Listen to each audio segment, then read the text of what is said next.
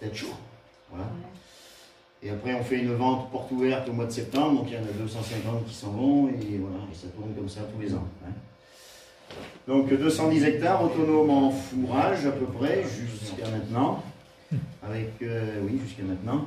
35-40 hectares d'ensilage de maïs. Beaucoup d'ensilage d'herbe, une cinquantaine d'hectares maintenant. Du pâturage tournant. Par contre, on achète toute la paille, donc 850 tonnes de paille. Parce qu'on a, oui, beaucoup de stabulation, et en plus les taureaux, ils sont à la fois sur paille, mais ils mangent de la paille aussi pendant le process de contrôle. Et on achète aussi tout notre concentré, puisqu'on n'a pas de culture de céréales, on n'a pas la place pour l'instant. Voilà. Donc, ferme herbagère, du maïs, autonomie pour les fourrages, jusqu'à 6 années, enfin une année si on avait acheté 5 hectares de maïs, on était un peu juste. Sinon, voilà, on produit tout ça et on fait tourner les animaux par lot. Donc ici, c'est des gros lots, hein, c'est par 60 à peu près. Voilà.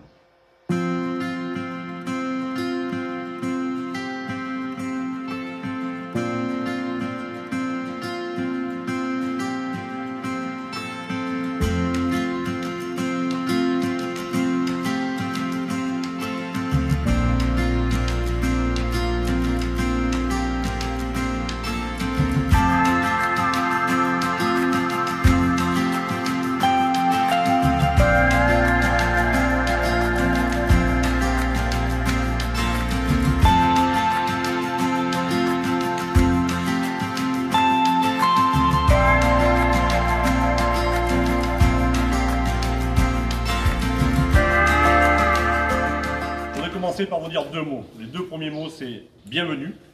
Bienvenue déjà parce que ça fait plaisir de voir autant d'éleveurs de Limousine, de Belgique, passionnés autant que nous, éleveurs de France, qui viennent faire ce déplacement. Et c'est pas commun, et je trouve ça donc déjà bienvenue et je voulais vous remercier par rapport à ça. Un grand merci puisque on sait que c'est des efforts considérables de votre part. On est dans une période estivale où on a tous des travaux sur les exploitations, de fenaison entre autres, et maintenant les moissons. Je ne vais pas parler très longtemps puisque voilà, le gars avec la Grafeuille Puech, il y a Sébastien Lagrafeuille, mais il y a Jérémy Puech, il y a Benoît Puech, Céline Puech, il y a Thibaut, notre tout nouveau, à côté Benoît, hein, tout nouveau salarié qui vient de l'exploitation. Et bien sûr, par ordre d'importance, on dit qu'il faut des fois mettre les personnes les plus importantes à la fin. Et donc la personne la plus importante chez Paolé, elle n'est pas très grande en taille, c'est ma maman. Elle doit être par là, je ne sais pas où elle est derrière. Puisque si on a un petit peu quelque chose aujourd'hui, c'est grâce à elle et grâce à mon papa qui est décédé aujourd'hui. Mais c'est eux qui ont construit le départ et c'est pour ça que voilà, on n'oublie jamais d'où on vient. Au niveau du cheptel, donc on a environ 300 mères vaches. Sur l'exploitation, sur la partie vache, on travaille un petit peu, donc on essaye de travailler un petit peu dans un style mixte avec une présence d'animaux sans cornes, génétiquement sans cornes. On a commencé cette génétique-là dans les années 90-12 et donc aujourd'hui vous allez voir notamment plein d'animaux sans cornes. Ils sont repérables, ils ont une boucle jaune, tous les animaux qui ont une boucle jaune sont sans cornes. Ensuite on fait pas d'insémination artificielle ou très peu. On achète quelques veaux en station et sinon en ferme.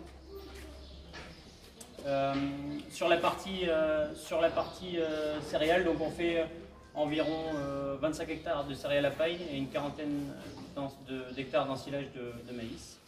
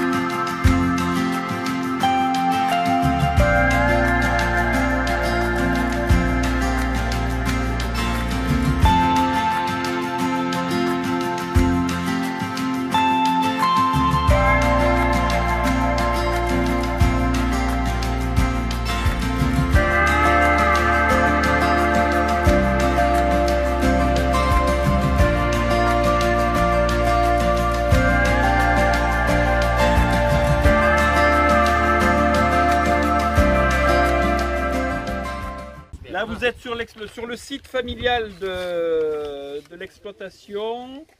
Donc moi je suis la 3e génération, 4 avec Camille et 5, la 5e est en phase de démarrer. On espère la continuité des choses. À l'époque on avait 20 hectares de pommiers, 5 salariés permanents et on avait entre 30 et 40 occasionnels pour la cueillette, l'éclaircissage, tout ça. Et moi ça me plaisait pas du tout. Donc petit à petit, donc je suis resté salarié 4 ans. Au bout de 4 ans, j'ai repris toutes les parts sociales de la structure, c'était une SCEA à l'époque. Et je me suis installé en 1997, donc sur la structure existante avec voilà, 30 vaches, 20 hectares de pommiers, 45 hectares de SAU en tout.